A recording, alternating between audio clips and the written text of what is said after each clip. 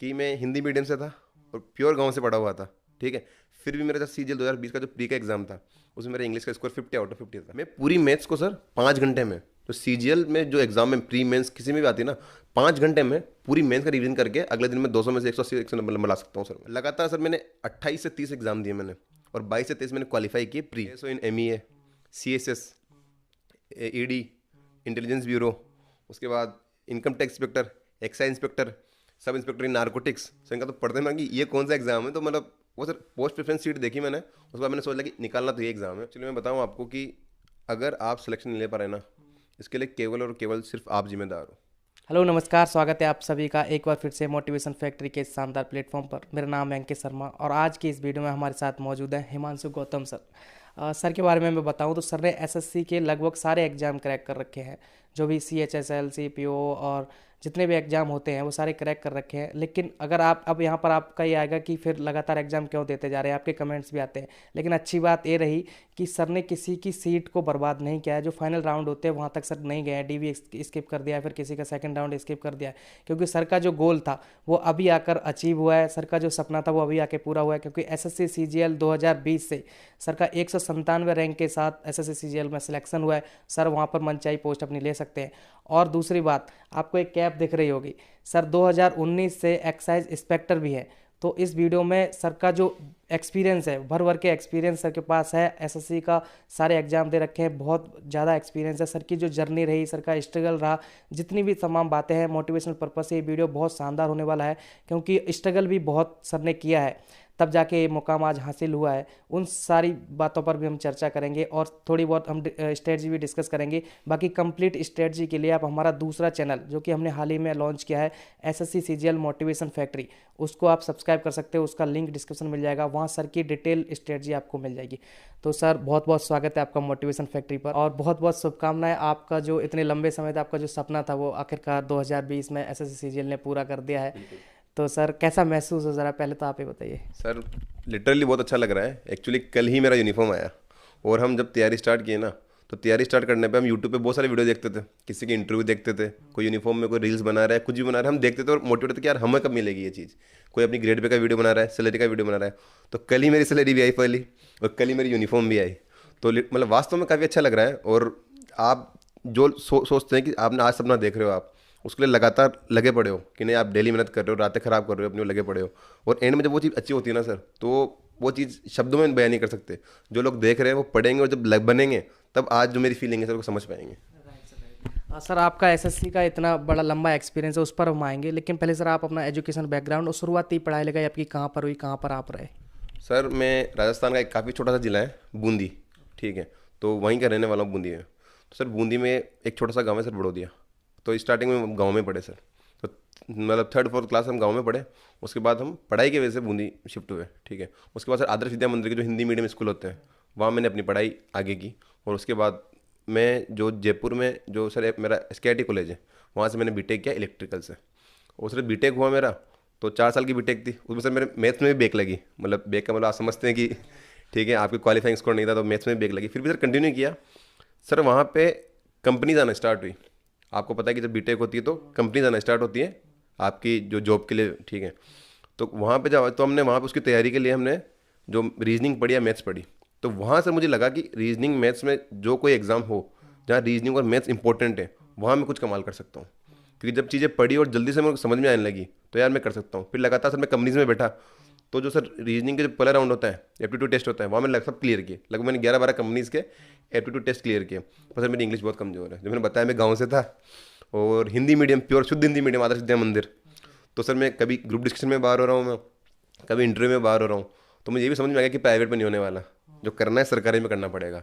तो उसके बाद सर मैं एक माइंड सेट करके मैंने सरकारी की तैयारी स्टार्ट की। ओके, और आपने बीटेक करी, राइट। और बीटेक वाले इस फील्ड में कम आते हैं। जैसे अगर जनरली देखें तो BA BSc वाले स्टूडेंट ज़्यादा एग्जाम में बैठते हैं। ये आपको पता कैसे चला जब आप बीटेक कर रहे होते? तो वहाँ पे जनरली बहुत कम बात होती है कि SSC का एग्जाम है, या फिर ये वहाँ पे कैंपस सिलेक्शन की बातें होती हैं, स्टार्टअप की बातें होती हैं, सारी चीज़ें। आपको कब पता चला कि SSC CGL का एग्जाम होता है और एक्साइज इंस्पेक्टर बनते हैं, बड़ी बड़ी पोस्ट मिलती है? ये कहाँ से आपको भूत कब सवार हुआ कि नहीं नहीं अब तो हमें तैयारी करनी है? सर सबसे पहले तो मैं एक चीज़ आपकी करेक्ट करना चाहूँगा कि बीटेक वाले हर जगह है आज के टाइम पे। आप सर कोई सी भी जॉब निकालो, आप UPSC का एग्जाम देखो, बीटेक वाले टॉप कर रहे हैं। आप एसएससी देखो, कोई ना कोई बीटेक वाले खूब भरे पड़े हैं सर। आप स्टेट गवर्नमेंट में कोई पटवारी का पेपर देख लो आप, कि बीटेक वाले मिलेंगे आपको वहाँ पे। ठीक है, तो बीटेक वाले पहली बात तो हर जगह है सर। दूसरी बात सर कि जब फोर्थ ईयर हो गया सर, मैंने बताया आपको कंपनीज आके चली गई, सब दोस्तों का कहीं ना कहीं सिलेक्शन हुआ, कोई इन्फोसिस में, कोई टीसीएस में, कोई केप जेमिनाई में, कहीं पे भी है सर। हम लोग वहीं बैठे रहे, तो हम लगा कि तैयारी तो कर रही है, पर किसकी करें। तो सर मेरी हैंड राइटिंग का मैंने बहुत सी बार मतलब ये देखा कि मेरी हैंड राइटिंग सर बहुत गंदी थी। तो अब मैं आरएस की सोचता या यूपी, जब ये सोचते सर बीटेक के बाद सोचते क्या है कि राजस्थान वाले हो तो आप आरएस का एग्जाम दोगे या फिर यूपीएससी का एग्जाम दोगे, वहाँ से सब्जेक्टिव पेपर होता है। तो मैं सब दोस्तों से, अपने सीनियर्स से, सब लोगों से ये पूछता था कि कोई ऐसा पेपर है क्या कि जिसमें बस ऑब्जेक्टिव हो, लिखने का कोई काम नहीं होना चाहिए, ऑब्जेक्टिव हो, मैथ्स रीजनिंग हो, मैं कर लूँगा, ठीक है, लिखने का काम नहीं होना चाहिए। तब एक भैया है हमारे, तो उन्होंने मुझे सीजल के बारे में बताया, और उन्होंने सीजल के बारे में बताया जो आप पोस्ट प्रेफरेंस वाली शीट होती है ना सर, जैसे पूरी पोस्ट लिखी होती है, जब आप डीवी करने जाते हो तब मिलती है, तो उन्होंने मुझे वो शीट दिखाई सर। देखते सर मेरा दिमाग खराब हो गया।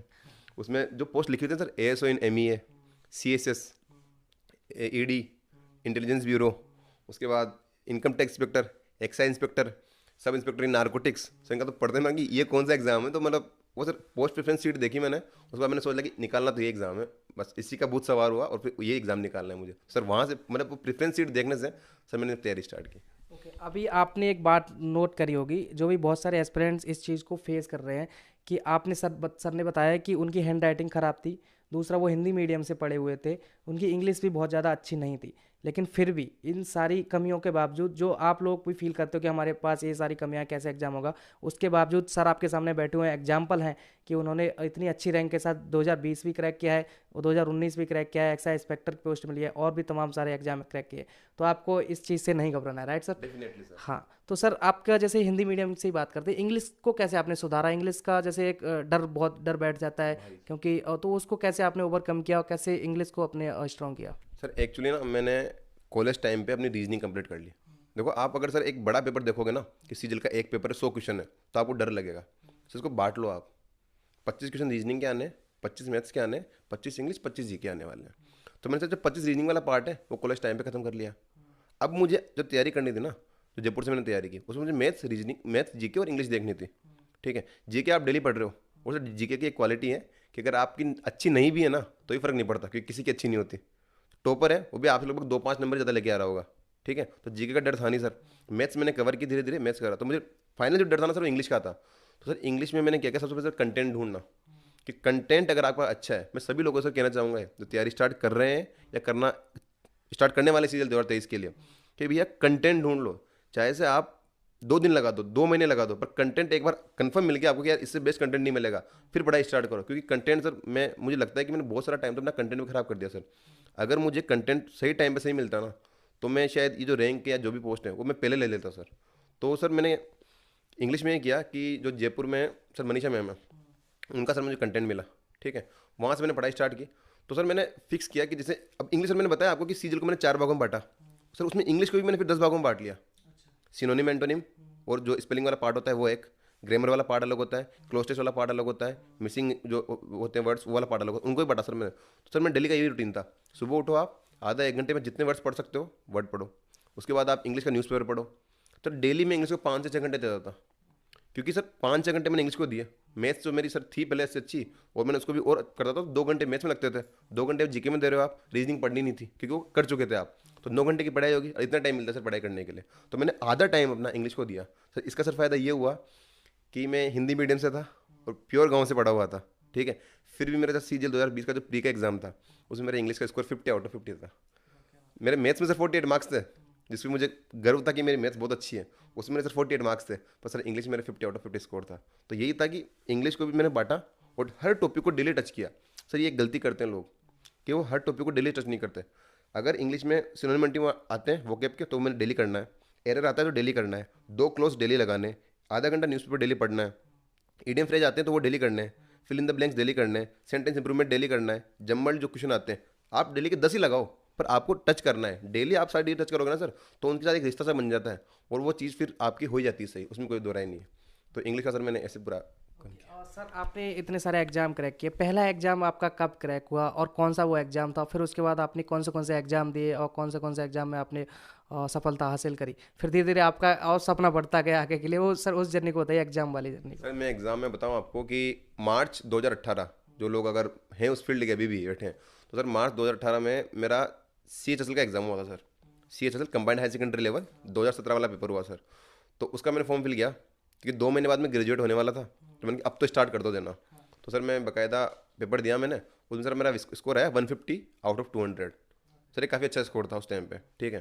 तो मुझे लगा कि वहीं सर मुझे एहसास हुआ कि मैं कर सकता हूँ, ठीक है। इंग्लिश में मेरे जरूर 18 नंबर ही आए थे उसमें, बाकी और पोर्शन का मिला के मुझे काफ़ी अच्छा स्कोर हो गया था। तो मैंने 150 स्कोर किया। उसके बाद सर उस टाइम में CGL के फॉर्म भी आए हुए थे, तो वही मैंने CGL के फॉर्म फिल किए, CPO के आए हुए थे वो फिल किए। और सर किस्मत वाली बात थी कि अब वो वाली बात है, कोई चीज़ किसी के लिए अच्छी किसी के लिए बुरी है। 2017 का जो हुआ था कांड SSC वाला, उसकी वजह से सारे पेपर लेट हो गए थे। तो उसका हमें ये फ़ायदा मिला कि मुझे CGL 2018 जो जुलाई 2018 में होने वाला था वो जून 2019 में हुआ। तो उस टाइम मेरी कोचिंग कंप्लीट हो गई और 1 साल का टाइम मिल गया सर मेरे को। तो अगर मेरा पेपर वो जुलाई 2018 में होता ना सर, तो मेरा निकलता, मेरा प्री भी नहीं निकलता, मुझे पता है, ठीक है। पर 1 साल पेपर डिले हो गया। उस टाइम का मैंने अच्छा सा फ़ायदा उठाया। मैं मॉक लगाता रहा, पूरी प्रैक्टिस की मैंने। और 1 साल बाद जो मेरा प्री हुआ उसमें मेरा 174 मेरा स्कोर रहा आउट ऑफ 200, ठीक है। तो वहाँ से मेरा प्री निकला। उसके बाद सर लगे रहे वापस से, फिर कंटिन्यू तैयारी की। फिर मेंस हुआ। मेंस में सर मेरी इंग्लिश बहुत वीक थी। मैथ्स में तो मेरा 174 स्कोर रहा, पर इंग्लिश में मेरे 155 नंबर ही रहे, क्योंकि एवरेज स्कोर ही 170 था इंग्लिश में सबका, मेरे 155 नंबर ही रहे। उसके बावजूद सर मतलब मैंने किया, और एनी हाउ मैं ऑडिटर वाली पोस्ट वो मैंने लेने में कामयाब रहा। मेरी ओवरऑल रैंक रही 2018 में 5043। ओके, और सर की स्ट्रेटजी डिटेल आपको मैंने जैसा कि बताया उस वीडियो में मिल जाएगी। सर की थोड़ी जर्नी को और टटोलते हैं, क्योंकि सर ने तो अभी फटाफट बता दिया, लेकिन इतना आसान तो नहीं होता है किसी के लिए भी कि ऐसे ही बताने में तो बहुत आसान लग रहा है कि मैंने ऐसे एग्जाम दिया क्रैक हो गया, बट इतनी लंबी जर्नी है। बीटेक भी किया है सर ने, फैमिली का भी प्रेशर होता है, एज भी बढ़ती जाती है ना, तो वो सारी चीज़ें भी। तो सर उस चीज़ को थोड़ा बताइए कि उस चीज़ को आपने कैसे मेंटेन किया है कि फैमिली का भी प्रेशर होता है। जब एक बीटेक करने के बाद तो बहुत ज़्यादा होता है कि अब बीटेक हो गया, अब तो जॉब चाहिए, है ना। उसके बाद आपने फिर और समय लिया, और फैमिली के किस तरीके से आप मोटिवेटेड रहे। बीच में लॉकडाउन भी आया था, उसके बारे में बताइए कि क्या स्ट्रगल क्या रहा है इस जर्नी में। सर एक्चुअली मैं बताऊं आपको कि अगर आप सिलेक्शन नहीं ले पा रहे ना, इसके लिए केवल और केवल सिर्फ आप जिम्मेदार हो। अगर सर आपके मन में है कि यार सिलेक्शन लेना है तो आप टाइम निकाल लोगे सर, ठीक है। सर मेरा जो फैमिली का था, मैंने बताया आपको, CHSL में मेरा 150 नंबर आ गए। मैंने पापा को फ़ोन करके बताया, खुश थे पापा कि अच्छा है कि स्टार्ट किया और काफ़ी अच्छा स्टार्ट हुआ, ठीक है। तो वहीं सर मैंने पहली बार ही मैंने जो प्री पहली बार में क्वालिफाई किया, या फिर मैंने 1 2 3 एग्जाम जो दिए और भी, तो उनका मेरा जो रिजल्ट आया थोड़ा पॉजिटिव। इतना अच्छा नहीं आया कि मैंने एग्जाम फोड़ दिया, पर इतना यह था कि इसने मेहनत भी नहीं की या फिर बिल्कुल घटिया भी नहीं है, एवरेज था और अच्छा स्कोर था, डिसेंट स्कोर था। तो घर वालों को वहीं क्लियर हो गया। सर घर वालों को, अगर आप कोई भी जो इस टाइम वीडियो देख रहे हैं, घर वालों को अगर आप एक बार भी एक विश्वास दिला दोगे ना कि नहीं मेहनत कर रहा है, ठीक है ना, उसके बाद घर वाले आपको कभी परेशान नहीं करेंगे। मेरे फादर ने मेरे को पहले बोले कि 2 साल है 3 साल है अच्छे से तैयारी कर, तो टेंशन मत ले। सर मेरे फादर अभी आज है नहीं हमारे बीच, वो किडनी पेशेंट थे। 3 साल वो थे सर। एक्चुअली उन काम वगैरह उनका लोड तो आ ही गया था सर, क्योंकि किडनी पेशेंट थे, इतना ज़्यादा वो टाइम दे नहीं पाते काम को।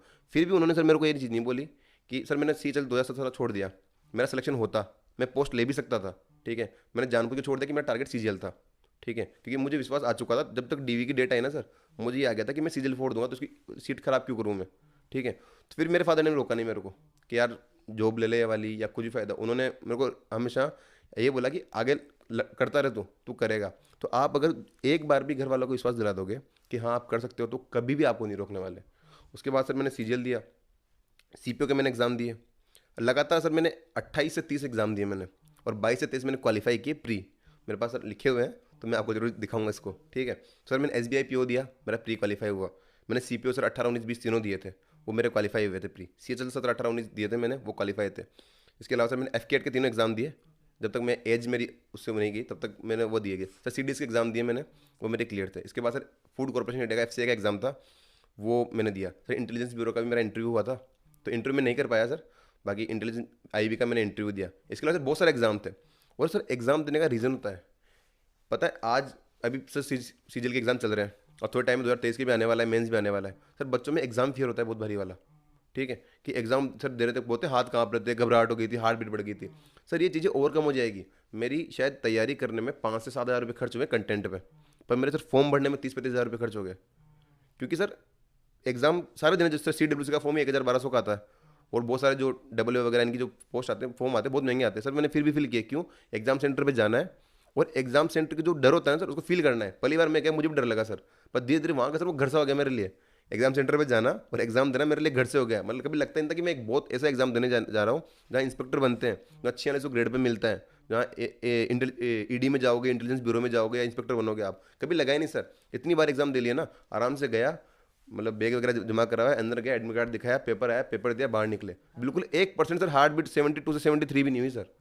तो ये वाला सीन था कि मैंने लगातार जो एग्ज़ाम दिए ना, उसका सर मुझे बहुत ज़्यादा फायदा मिला। वरना सर मैं मैथ में सर बैक थी मेरे, मैं बता रहा हूँ आपको कि बीटेक में मेरे को बैक मिली थी सर। वहाँ से कंटिन्यू करना, लगातार एग्जाम दिए और सर उसका फायदा मुझे मिला। तो मैं सबको कहना चाहता हूँ कि जितने भी एग्जाम हो, चाहे आप अगला राउंड छोड़ दो ना यार, आप टीयर 2 मत दो, कोई अगला जो किसी का फिजिकल है तो वो छोड़ दो। अभी जीडी का एग्जाम होने वाला है सर, 54 लाख फॉर्म भरे हैं। आप देखिएगा सर 20-25-30 लाख लोग एग्जाम देंगे, 20 लाख लोग ये छोड़ देंगे कि यार क्या करेंगे जीडी बन के, या जीडी में जाके क्या करेंगे, छोटी जॉब है ऐसे करके। सर वो जीडी का एग्जाम देंगे ना, तब उनका एग्जाम फियर खत्म हो जाएगा सर। इसका फायदा उनको सीजीएल में मिलेगा, सीएचएसएल में मिलेगा, सीपीओ में मिलेगा। तो ये चीज़ लोग समझते नहीं है, वो सोचते हैं कि पहली बार ही जाएंगे और डायरेक्ट पहले दिन ही फाइनल का मैच खेलेंगे सर। प्रैक्टिस सेशन भूल जाते हैं वो लोग। अब प्रैक्टिस कहाँ करनी है अपन को? एग्जाम सेंटर में जाके। रियल प्रैक्टिस वहीं होती है सर। आप छत पे खेल के आप सोचोगे ना कि एग्जाम सेंटर पे जाके हम मेन ग्राउंड में फोड़ देंगे सर, वो चांस नहीं होगा फिर। सर मैं माफ़ी चाहूँगा, मोटिवेशनल पर्पस से एक क्वेश्चन बहुत इंपॉर्टेंट है। जैसा कि आपने अपने पिताजी के बारे में बताया, ये आपके जीवन की दुर्भाग्यपूर्ण घटना जो आपके साथ घटी, लेकिन ये सवाल पूछना इसलिए इंपॉर्टेंट है क्योंकि बहुत सारे एस्पिरेंट्स छोटी छोटी बातों को लेकर डिप्रेशन में आ जाते हैं, छोटी छोटी चीज़ों को भुला नहीं पाते हैं। लेकिन आपकी इसी दौरान, इस जर्नी के दौरान आपके पिताजी आपको छोड़कर चले गए।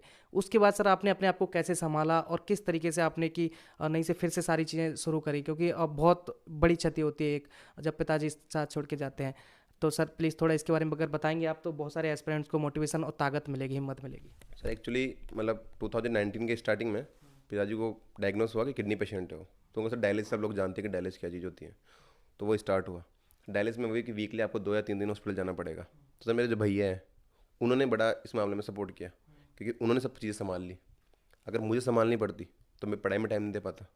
तो उन्होंने इस मामले में काफ़ी ज़्यादा हेल्प की। वो अगर ऐसा नहीं करते तो कहीं ना कहीं मेरी पढ़ाई डिस्टर्ब होती। फिर भी सर बहुत सी बार जाना पड़ा आपको, कि आपको जाना पड़ता है, भैया बिजी था, आपको फिर जाना पड़ेगा। सर एक होती है मेंटलिटी कि आपको अगर जॉब निकालनी है, सर 2 चीज़ें होती हैं, माइनर और मेजर। माइनर चीज़ें क्या है कि आप इंटरव्यू ले रहे हो, आप जाओगे, खाना खाओगे, सोगे, माइनर चीज़ें, छोटे छोटे आपके टारगेट होते हैं। मेजर टारगेट क्या है? आपका यूट्यूब चैनल है, ग्रो करना है आपको, मेजर टारगेट ये है। सर माइनर चीज़ें क्या थी कि मुझे आज हॉस्पिटल जाना है, पापा का डायलिसिस होगा, शाम को घर आएंगे, फिर पापा का ध्यान, उनका बीपी चेक करना है, दवाई देनी, ये चीज़ें। मेजर चीज़ क्या थी? सीजन निकालना है। तो बैकग्राउंड में अगर आप छोटे छोटे काम कर रहे हो ना सर, माइनर, मेजर चीज़ बैकग्राउंड में चलनी चाहिए आपके। सर जैसे मैं बताऊँ आपको, राजस्थान में सर मैं जैसे पापा का डायलिसिस चल रहा है, पापा एडमिट है हॉस्पिटल में, तो मैं कहीं ना कहीं दवाई लेने की लाइन में खड़ा हुआ हूँ सर। लंबी लाइन में, मुझे पता है 10 मिनट में नंबर आएगा। सर मोबाइल खोला मैंने, कोई सा भी एग्जाम का मैंने ऐप खोला मैंने, उसमें तो 10 मिनट के आते हैं मौक, आपको पता क्विक जो क्विज आते हैं सर छोटे छोटे वाले, मैं क्विज लगा लेता था सर।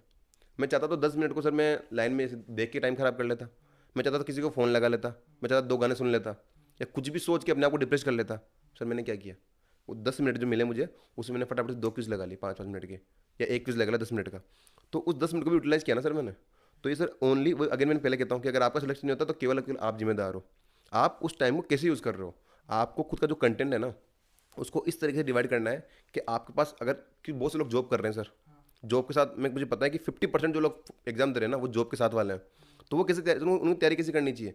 कंटेंट को डिवाइड कर लो। अगर मुझे 15 मिनट मिलते हैं तो मैं ये चीज़ पढ़ूंगा। अगर मुझे लंच में, आज लंच में घर से करके आया था, भूख नहीं लग रही, लंच का 1 घंटा बच गया मेरे पास ऑफिस में, तो 1 घंटा मिल गया तो मैं ये चीज़ पढ़ूंगा।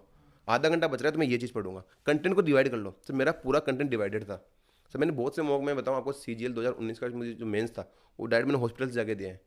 जो मेरे फादर थे उस टाइम एडमिट थे, जो जयपुर में हॉस्पिटल है वहाँ एडमिट थे, तो मैंने डायरेक्ट वहाँ से जाकर मैंने मेंस दिया है। अब सर मैं ये सोचता कि नहीं यार, डिप्रेस्ड हो जाते कि नहीं ऐसा कोई सीन है, फैमिली चल रही है।